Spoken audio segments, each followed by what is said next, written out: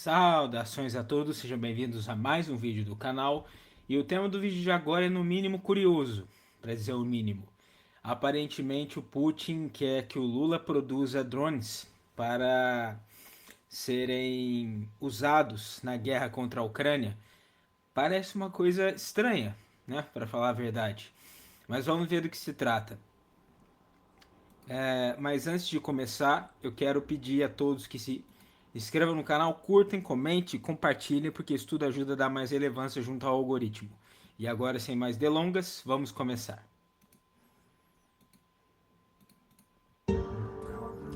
Caros amigos, bem-vindos a mais um episódio de Hoje no Mundo Militar. Neste vídeo falaremos sobre um pedido oficial feito por Putin ao Brasil e demais membros do BRICS, a produção conjunta de drones. Uma estratégia do Kremlin para aumentar o estoque dos drones que Putin usa na sua invasão da Ucrânia. Mas qual seria o papel do Brasil nesse plano? Se você também curte o formato podcast, que no vocabulário russo deixou de significar qualquer coisa nos últimos 4 anos. Essa palavra é civil. E ela acabou de reaparecer numa proposta que Moscou levou aos seus parceiros do BRICS, incluindo o Brasil. A agência estatal russa de notícias TASS informou que a Rússia apresentou aos países do bloco uma iniciativa de cooperação em drones civis. Quem falou pela delegação russa foi Alexei Gruzdev, vice-ministro da Indústria e Comércio, durante uma reunião ministerial do BRICS realizada na Índia, o país que preside o grupo este ano e que vai sediar a cúpula de líderes em Nova Delhi em setembro.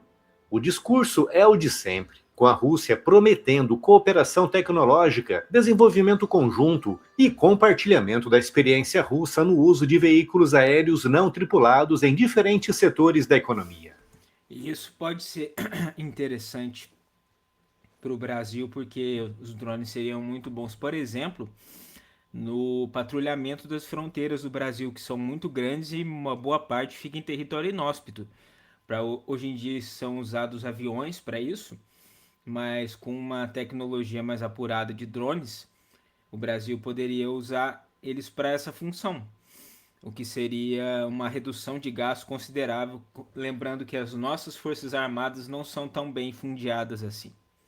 Agricultura, mapeamento, inspeção de dutos, logística, tudo muito inofensivo no papel.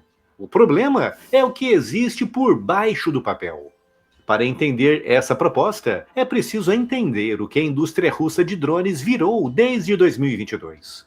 Em janeiro de 2025, num evento em Togliatti, o próprio Vladimir Putin definiu a meta oficial: transformar a Rússia em uma das líderes mundiais em sistemas não tripulados até 2030, com dezenas de centros de pesquisa e produção espalhados pelo país.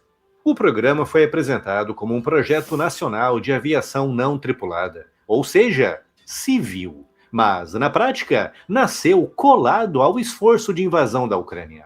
Os mesmos centros, as mesmas linhas de montagem, os mesmos engenheiros e, principalmente, as mesmas peças e a mesma cadeia de suprimentos. Num drone pequeno ou médio, praticamente não existe diferença física entre o componente civil e o componente militar. Um motor que gira a hélice de um drone agrícola... A gente tem que lembrar que isso aí é para duplo uso. E na verdade não é o único tipo de tecnologia que pode ser usada para esse duplo uso. Muitas tecnologias desenvolvidas para o dia a dia são aplicadas no contexto militar. Os drones seriam uma das mais óbvias, inclusive. Um drone que consegue carregar, por exemplo, um equipamento de filmagem, pode muito bem carregar uma bomba ou algum outro tipo de explosivo. Então, esse uso duplo é muito útil para países que têm ambições no campo militar. E isso é bem óbvio no caso da Rússia. Gira exatamente da mesma forma a hélice de um FPV kamikaze. O controlador eletrônico de velocidade é o mesmo. A unidade de medição inercial, que é o cérebro da estabilidade da aeronave, é a mesma. O receptor de navegação por satélite, o transmissor de vídeo, a bateria de lítio, a estrutura em fibra de carbono, a câmera FPV, Tudo é idêntico entre um drone civil e um drone militar. O que transforma um drone de pulverização em uma arma não é a engenharia, é a carga que você pendura nele e a intenção de quem o opera. A Ucrânia e a Rússia demonstraram isso à exaustão, usando drones chineses de prateleira como plataforma de ataque e bombardeio. Nos sistemas maiores, a lógica se repete. Os Shahed iranianos, produzidos em massa na Rússia sob o nome Geran, voam com pequenos motores a pistão derivados de projetos de aeromodelismo e de aviação leve, com microeletrônica comercial e com antenas de navegação resistentes à interferência, montadas a partir de peças que se compram no mercado aberto. Foi justamente por isso que Estados Unidos, União Europeia, Reino Unido e Japão passaram a perseguir não apenas os drones prontos, mas também os componentes, item por item. Porque se a gente lembrar que os Estados Unidos estão ficando sem munição, tipo sem mísseis, para auxiliar a Ucrânia, por exemplo, então faz sentido que eles também estejam perseguindo essa tecnologia de produção de drones. Tecnologia na qual países como a Rússia, a China e o próprio Irã são muito avançados. E os aliados ocidentais, por exemplo, nem tanto, porque eles dão mais ênfase para armamento mais caro. Então agora eles têm que basicamente correr atrás do prejuízo para poder começar a utilizar mais drones como munição, por assim dizer. Fornecedor por fornecedor e país por país. E foi por isso também que Moscou precisou construir uma rede global de intermediários em terceiros países para continuar comprando aquilo que não consegue mais importar diretamente por causa dessas sanções. É nesse contexto que a proposta ao BRICS, e mais especificamente ao Brasil, precisa ser lida. A Rússia não está oferecendo tecnologia, ela está procurando capacidade industrial instalada e, acima de tudo, procurando fornecedores que não estejam, por enquanto, sob controle de exportação ocidental. Um parceiro do chamado Sul Global. Porque a Rússia está sob sanções ocidentais. Então eles não podem adquirir alguns materiais que eles precisam para sua produção de países como Estados Unidos e seus aliados. Então eles precisam procurar por outros mercados que estejam abertos. E nesse ponto, essa tratativa com os outros países parceiros dos BRICS faz todo sentido. O Brasil, que monte placas, produza motores, fabrique estruturas em compósito ou simplesmente revenda componentes eletrônicos sob o rótulo de Projeto Civil Conjunto, resolve de uma só vez o gargalo industrial e o gargalo jurídico russo. É a mesma engenharia de contorno que já vimos com empresas chinesas, turcas, emiradenses e indianas, muitas delas hoje sancionadas exatamente por isso. E o Brasil entraria onde nessa história?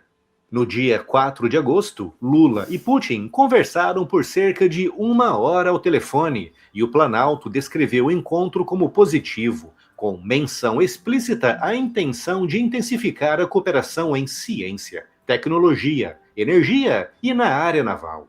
Poucos dias depois, Nikolai Patrushev, ex-agente da KGB, assessor presidencial russo e presidente do Conselho Marítimo da Rússia, esteve no Brasil, foi recebido por Lula e se reuniu com o comandante da Marinha, o almirante Marcos Sampaio Olsen.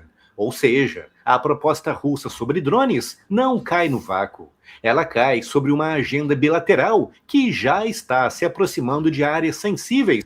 O Brasil tem um déficit no seu campo naval militar muito preocupante, porque o Brasil tem uma das maiores costas marítimas do mundo e não tem embarcações suficientes para patrulhar essa costa, que é uma coisa assim fundamental, indispensável para a manutenção da própria soberania militar do Brasil. Então, acordos bilaterais com a Rússia nesse sentido podem ser interessantes para aumentar a capacidade brasileira de defender a própria costa. Isso é uma coisa importante de se apontar. E de cooperação industrial e também militar. O Brasil tem uma indústria de drones civis relevante, concentrada em aplicações agrícolas e de sensoriamento. É exatamente esse tipo de empresa que se tornaria alvo natural de uma parceria com a Rússia. E é exatamente esse tipo de empresa que sairia mais machucada se a coisa desandasse, porque as consequências são muito concretas. O Brasil é membro do regime de controle de tecnologia de mísseis desde 1995, o que já impõe obrigações e restrições sobre transferência de sistemas não tripulados para países em guerra. Uma empresa brasileira que apareça numa cadeia de fornecimento de drones russos usados contra a Ucrânia vira candidata direta a sanções do Tesouro Americano. E essas Isso é um risco. Trabalhar com um país que está combatendo um outro que é aliado dos Estados Unidos, isso faz com que o Brasil entre no risco de ser sancionado também.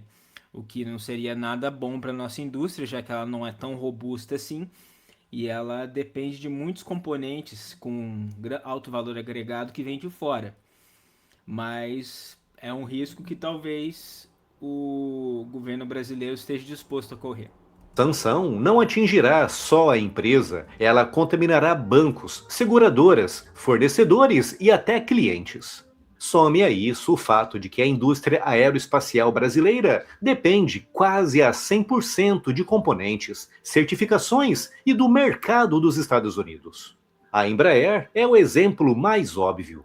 Um único episódio de sanção secundária num setor de alta tecnologia e indiretamente relacionado com a Embraer poderia custar muito mais do que qualquer contrato russo poderia pagar, com potencial real de afetar operações como aquelas que a Embraer vem desenvolvendo hoje com diversos países da OTAN, com destaque para o programa do C-390 Millennium. E existe o custo político, que talvez seja o maior de todos. O governo brasileiro construiu a sua posição sobre a guerra na Ucrânia em cima da ideia de neutralidade ativa e de mediação. O famoso resolver numa mesa de bar. Em 2023, Lula recusou fornecer munição para defesas aéreas alemãs que seriam usadas para aumentar a defesa de Kiev justamente contra drones russos. Por isso, aceitar agora montar peças de drones para a Rússia usar na sua invasão da Ucrânia demoliria completamente mais essa narrativa de Lula. E o Brasil deixaria de ser visto como mediador e passaria a ser visto como fornecedor ativo de peças para o país que está atacando e invadindo o seu vizinho. A guerra da Ucrânia deixou de ser apenas uma disputa de exércitos e virou uma disputa de cadeias produtivas. Quem consegue fabricar mais barato, mais rápido e em maior escala, ganha tempo no fronte. A Rússia entendeu isso e está fazendo aquilo que qualquer país em uma guerra prolongada faz, tentando transformar parcerias econômicas em infraestrutura militar, sempre com... Até porque a Rússia também tem um limite para sua produção industrial por campo militar. Por mais que eles sejam um dos maiores fornecedores de armas do mundo, na verdade eles são os segundos maiores fornecedores de armas do mundo, atrás dos Estados Unidos apenas. Eles também têm um limite, eles têm desgaste por causa do uso que é feito no fronte da guerra da Ucrânia. Então é natural que eles estejam procurando por parcerias nesse sentido. Um rótulo civil por cima para tentar enganar e contornar sanções e críticas. Para o Brasil, a pergunta não é se o negócio é lucrativo.